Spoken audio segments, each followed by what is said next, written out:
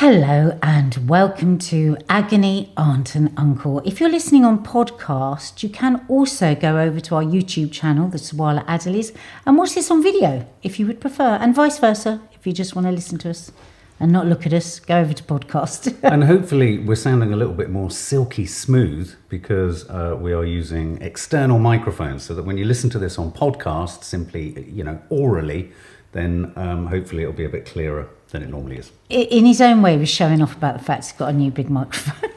Well, I've got two big microphones and I don't know what the hell to do with them. He's been so excited about them all day. Okay. So just every week we will always make a point of saying this. We are not professionals. We are not in any way trained professionals. What we are just two people, I think, that have been through a lot, that care a lot, are fascinated by the human condition, and are quite often, we are people in our lives come to for advice. So, yeah, we God only knows. We just try and share our thoughts via our own experience, not through any medical or psychiatric.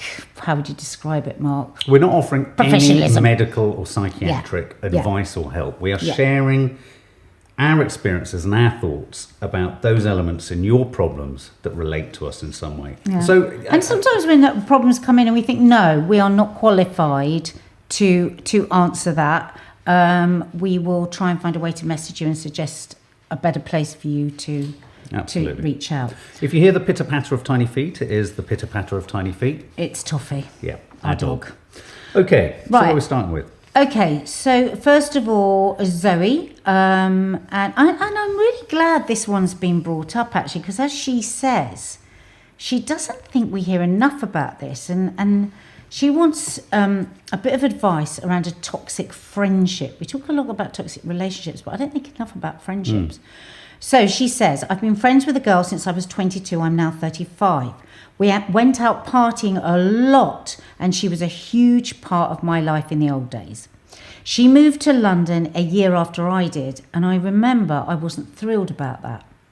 As I got older and stopped partying as much, I felt we didn't have much in common, and when we did hang out, I always felt drained afterwards. I've done a lot of growing as a person, and I've changed so much, but she is still the same person she was back then, when I first met her. Over the past few years, she's given me a really hard time for changing and guilt-tripped me into thinking I'm a bad person for it. Every time we meet up, things never feel comfortable, as I always seem to be waiting for her to snap at me or have a go at me about something, and this would happen regularly. When I was with my other friends or met new friends, she wouldn't be happy and make me feel horrible about it, always reminding me that no one can ever replace memories and the history we had together. She was never happy for my successes. In fact, she always came across jealous and constantly trying to compete with me. It got to the point I felt I couldn't share with her about my life, even my dating life. I felt she had never had my best interests for me to meet someone.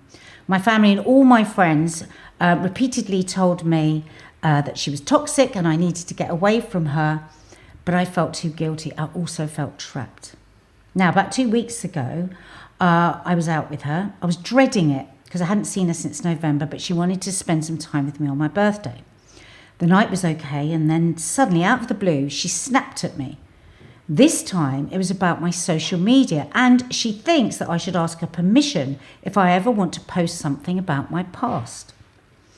She continued to demolish my character and make me feel bad again for changing.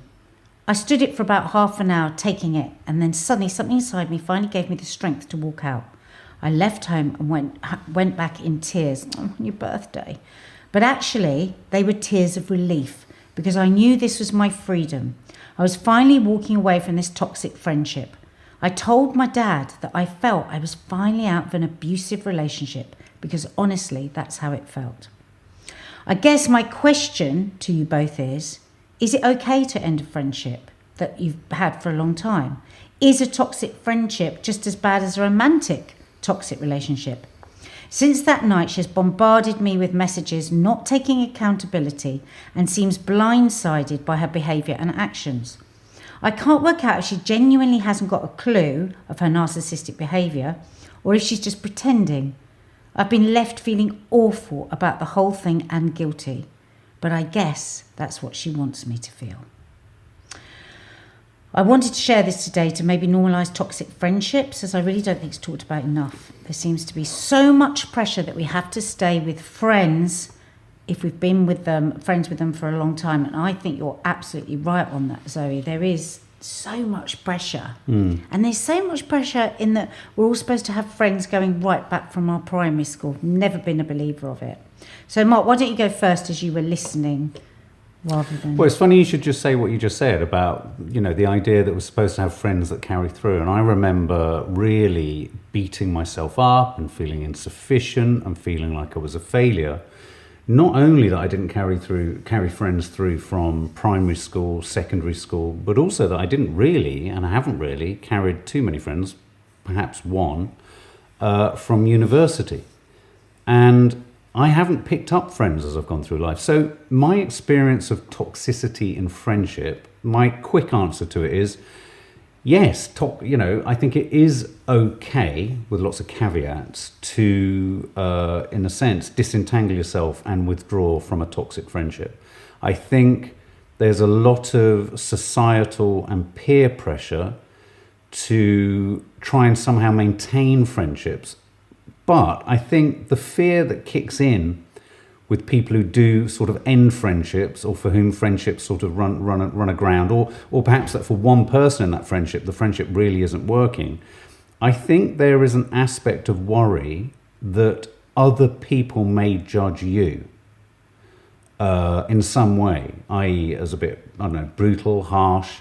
I think it's that situation where sometimes some people, and I think sometimes this is applicable to you in certain situations, if someone's willing to put a boundary down, it's very easy for a lot of people to see that boundary as something that's kind of aggressive or harsh or unsympathetic, when in fact, in many instances, and I can think of one for myself and one for you, putting that boundary in is about self-survival and being able to sustain yourself and protect yourself and recognize where your limits lie. So I would say, in answer to Zoe here, clearly this friendship was causing a lot of distress, a lot of upset. And it's that age-old sort of maxim, isn't it, where if more of the relationship is negative and stressful and unenjoyable than the majority of it, then if the majority of it is negative, you need to consider stepping away.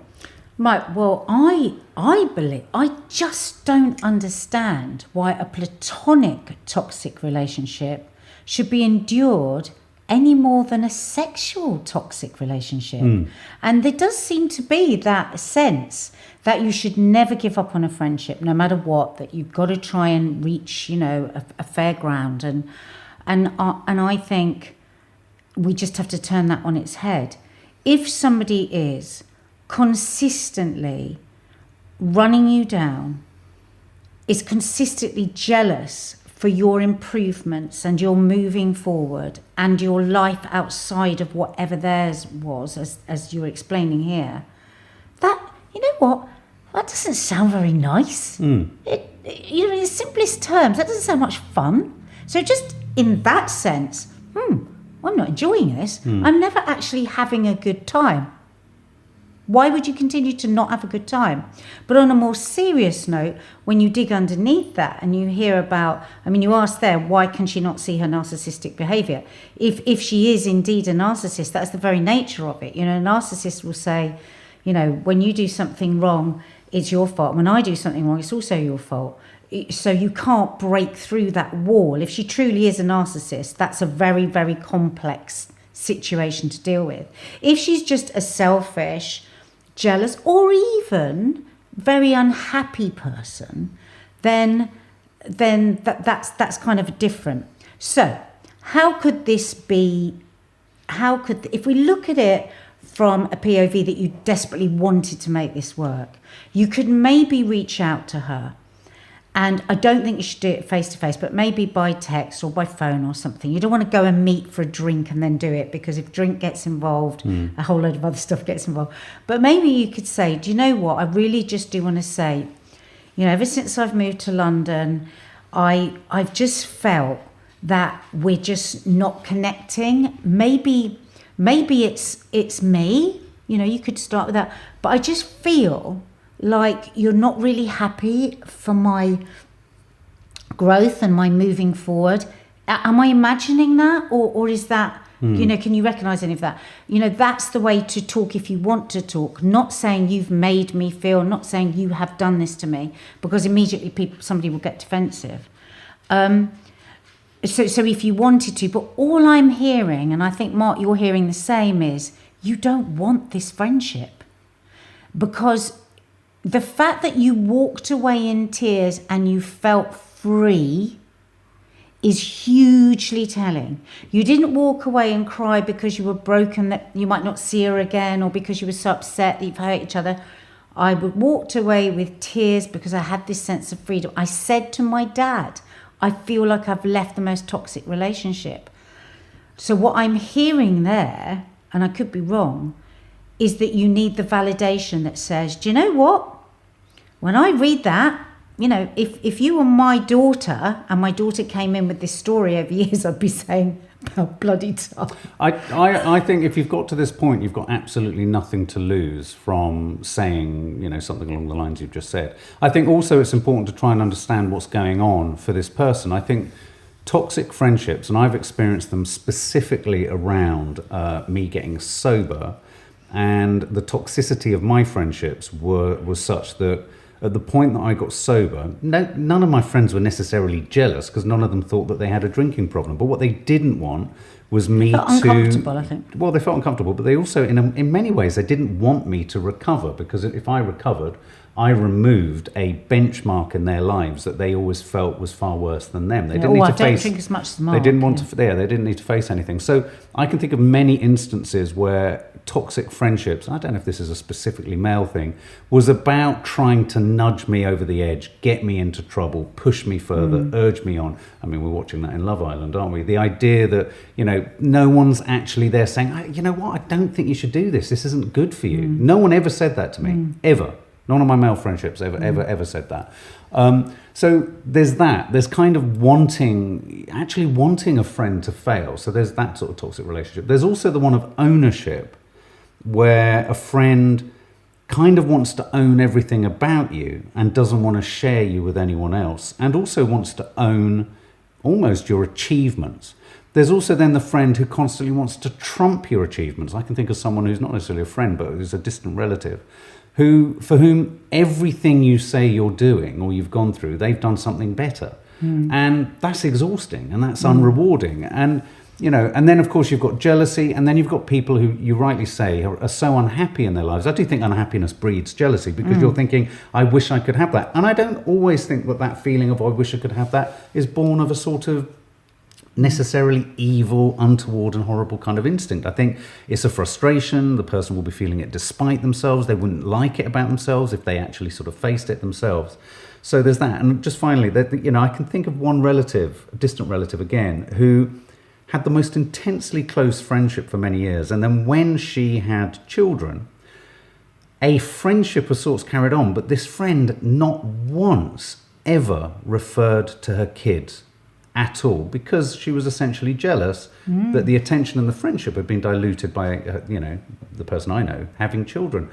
And I think, you know, one has to look at these things. The only other thing that I can suggest is you say to that friend, look, this is how I'm feeling, and see if you can broker some kind of unholy peace where you sort of say, I'm just going to see you in this situation with other people, mutual friends. Is there some way of kind of cutting and sort of honing the friendship down to something? We often say it to the girls, don't we?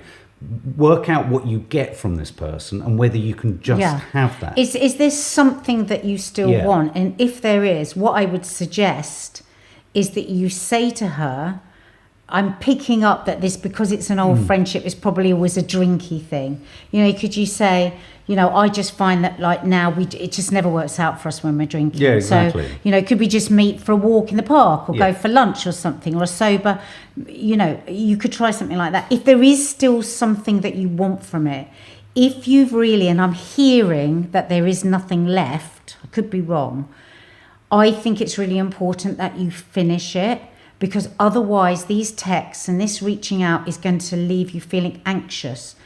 So you could just be very succinct. You know, you could send her a text or call her or whatever, and you could say, listen, after the other night, that I think I've made my decision. I just don't think, we had a great friendship for many years, but I think we've outgrown each other. We've just changed so much.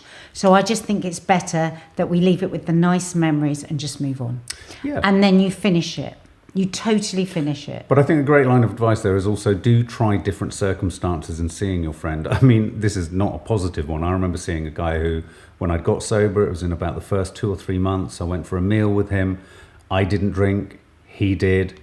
I felt it had gone all right. We were having a conversation. We were catching up. And then I got a text from him about a week later when I was suggesting we meet up again. He said, it wasn't really like it used to be, was it?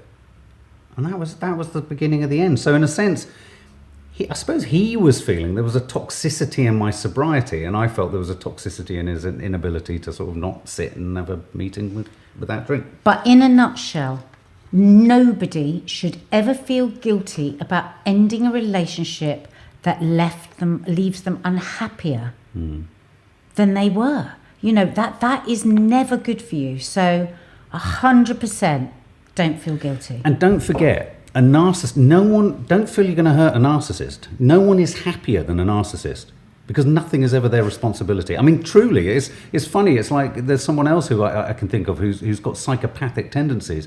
And someone was saying something about, oh, God, I do worry about them. I said, the one person you don't need to worry about is them. They're quite happy ploughing around their life in the way that they are. Okay, so this one is from Saskia.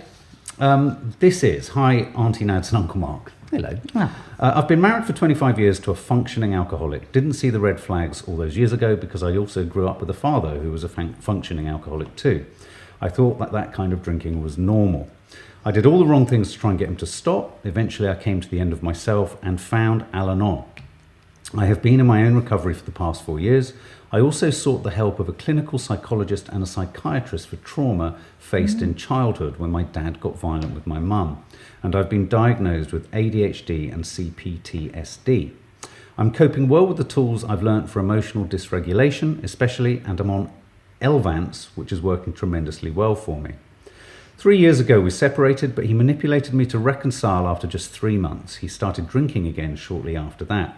He's in complete denial that there's a problem, even after admitting to hiding vodka and beer in the garage that he was secretly drinking. He drinks every day, and for the past 5 years started drinking midday during work hours. I'm now at a point where I truly believe that nothing changes if nothing changes. I'm so emotionally neglected by him and feel starved of his attention. Alcohol always comes first. It's like the mistress I can't compete with. He's not violent or verbally abusive. However, I do feel so lonely in this marriage. It's impossible for us to have a meaningful, authentic and honest connection. I'm 51 today, been married to him for 25 years, and I'm now at a point where I'm drawing the line in the sand. I'll be announcing the separation next week after consulting with a lawyer about a separation agreement. Codependent fear has left me. I want more and I'm not afraid to ask for it. I want to separate for a year. I'd very much like to know your thoughts on my situation and what you think of a year-long separation. We have 3 children, 2 young adults out of the house and a 15-year-old son who is still at home. Wow. What a journey you've taken us on there. What an incredible woman you are. And I would say that, you know, obviously huge amounts of that are going to resonate for Nadia as the sort of Al-Anona in this situation. And for anyone who doesn't know, I mean, I'm a recovering alcoholic who's now been sober for 18 years. And Al-Anon is for friends and family of or loved ones of an addict. And really, it's a 12-step program like Alcoholics Anonymous, and it's about telling you that you are powerless over your partner or relative or whoever it is in your life that's an addict, and that you are not responsible. And it seeks to kind of, you know, disentangle you in a sense from the behaviour of your loved one. I mean, it strikes me, Saskia, in your note that you've made a great many very good, very sort of self-healing observations. You've already taken action.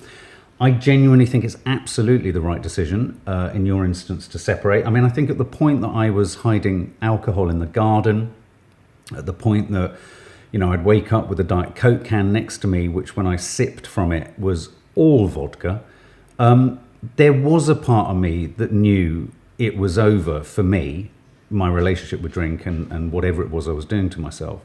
It did take Nadia to threaten to absolutely leave me, cut me out. We just had a baby. I know you've got 3 kids, 2 adults. That doesn't mean that the functioning alcoholic of your partner won't have had a huge impact on the adult children. And interestingly, years ago, we were working on a program idea which was called Separate to Stay Together. And I do think there's something in this. I think there is really something in the idea of you separating for a year. But I tell you something that you might need to do is not make him aware that it's for a year. Absolutely. Because I think otherwise he'll paddle towards the end of that time. I didn't threaten. I said. Yes. I said it's over. I said, and it's over unless you get sober. But it's definitely over. Have to leave the house straight away. You told your mum not to let you into the house. And you, within a couple of days, had booked yourself in to rehab. So that still is no guarantee, because somebody can go to rehab and come out and a day later be drinking, So I just worry for you giving this year when you've given 25.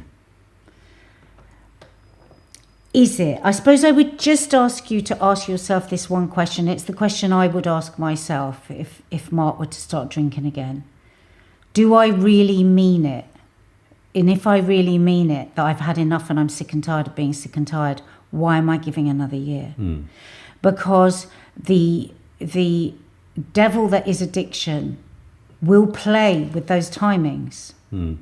I mean, you would say, Mark, what would you say? Because you're the perfect one to talk about that. There is nothing more cunning and I mean, when I say cunning... Yeah, what's that saying, that AA saying? Yeah. I mean, there's nothing more cunning and baffling than an alcoholic or an addict, because of their addiction. This doesn't necessarily mean this is the person. And, there's a phrase also, you're not a bad person, you have a disease.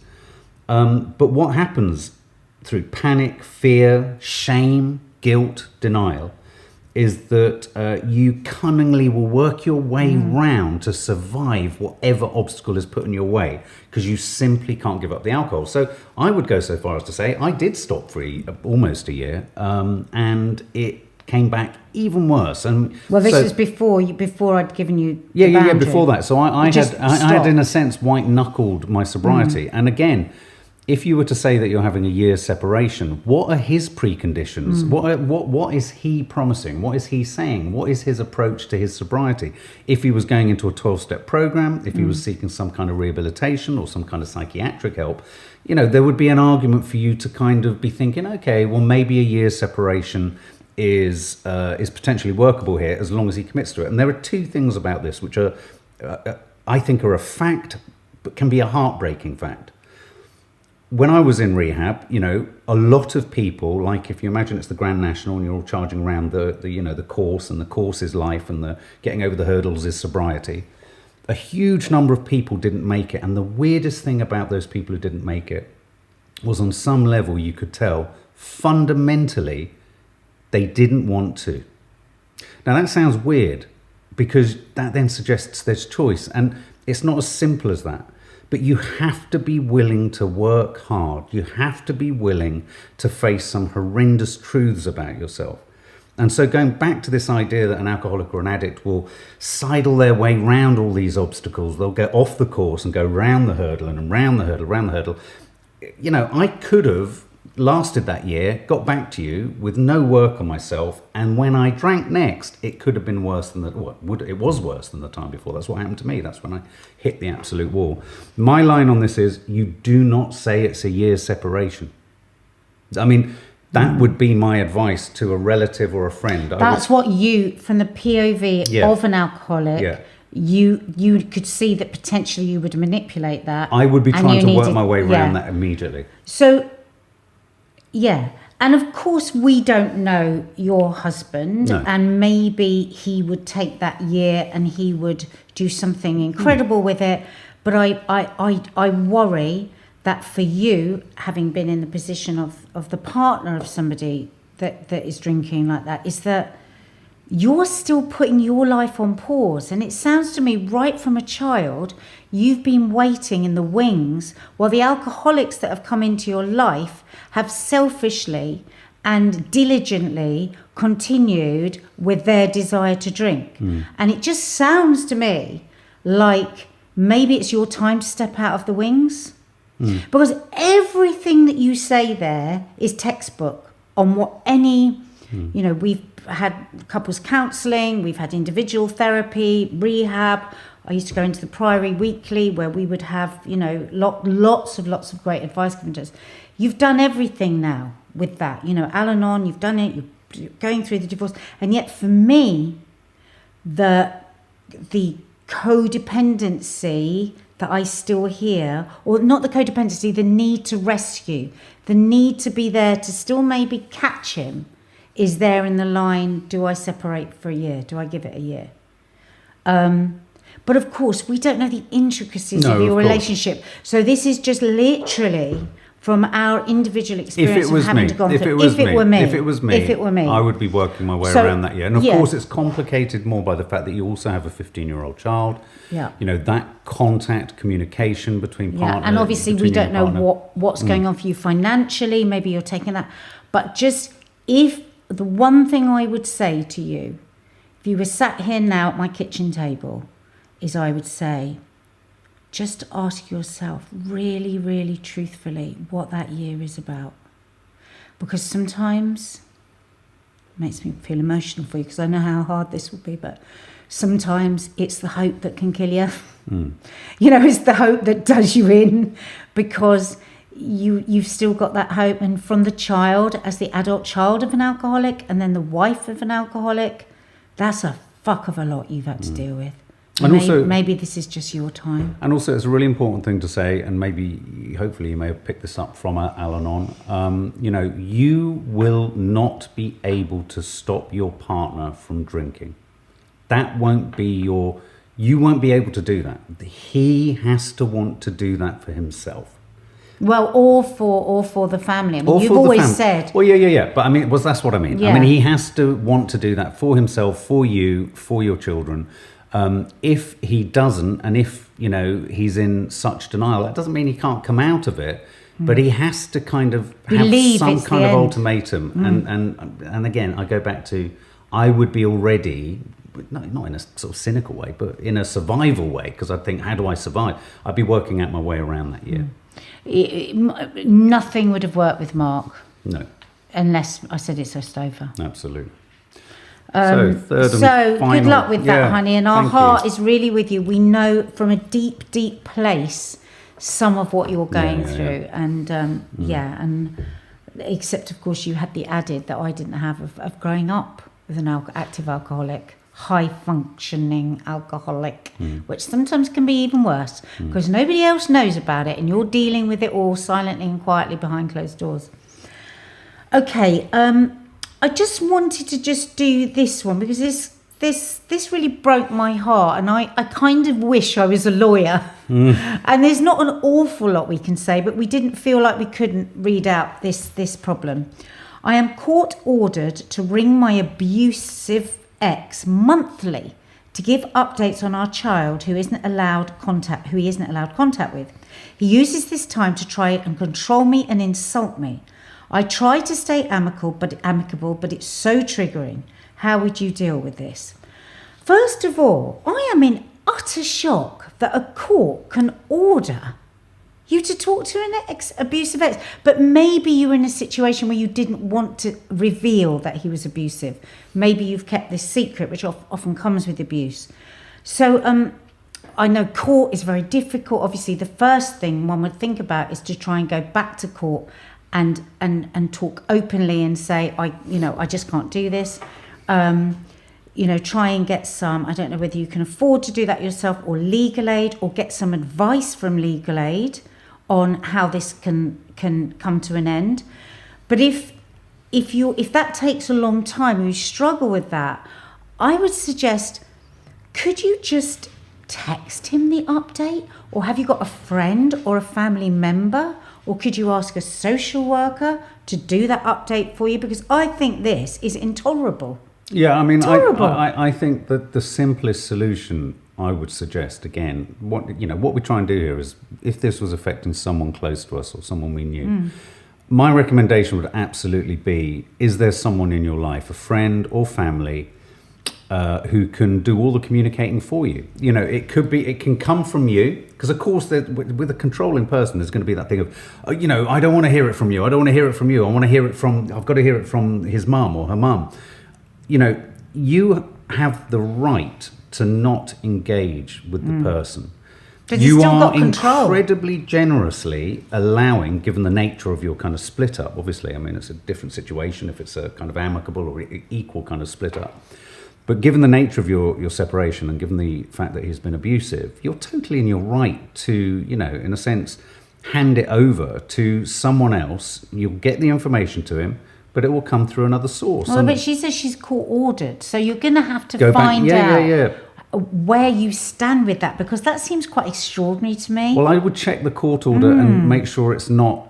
Is it saying that you have to personally update them, or is it saying that the father is entitled to an update? And I think it might be a nuanced difference, but it could be a defining one in terms of making your life more bearable. I was wondering whether it might be worth you talking to a woman's refuge or a domestic violence, because don't forget, controlling behaviour, abusive is falls under that umbrella, and talking to one of their helplines there. I think that might be a good idea, because they might be able to help you, direct you to maybe some services that could get you out of this, I think, intolerable situation. But we just, like you say, we can't really help much with that, but we just wanted to put our arms around you and say that sounds really blooming tough. And I would just like to say as well, you know, it is a difficult one, because of course, I mean, you know, we saw it in a weird way in the series Happy Valley.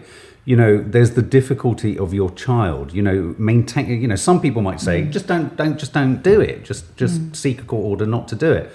But, you know, as a good mum, you're probably thinking, well, regardless of what the father's done to me, my child is going to want to have a relationship with this guy, and you will want to be seen in the best light possible in terms of not facilitating, but maintaining that communication.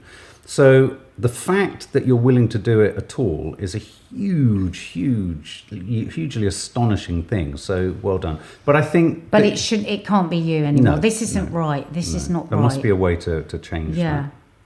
I think find women's refuge line. We could put some numbers up actually underneath here where you could ring them and they will really give you some support and good advice. I'll put some numbers underneath. Lots of love for now, everybody. Oh, just wish we could give you a cup of tea as well, because a tea really helps, doesn't it? While chewing the cud over a problem. I don't know. A nice cappuccino or something nice like that. Cup of tea when you have a chat. But for now, thank you so much. And as I say, head over to YouTube if you're listening on podcast. That's the Sawalha-Adderleys. We have a whole load of other content there. We do a daily current affairs show with lots of hilarity, I have to say, called Coffee Moaning. We do movie reviews, trailer reactions, TV reviews. We've got our family reality show. We've got gardening show. Cookery. We do live every Saturday at 10 a.m. Me and my sister and Mark do a show called The Curly Cooks of Croydon. So there's loads over there. And there's another podcast, How to Stay Married So Far. Yeah, check out our other podcasts, of course. See you in 2 weeks. Bye.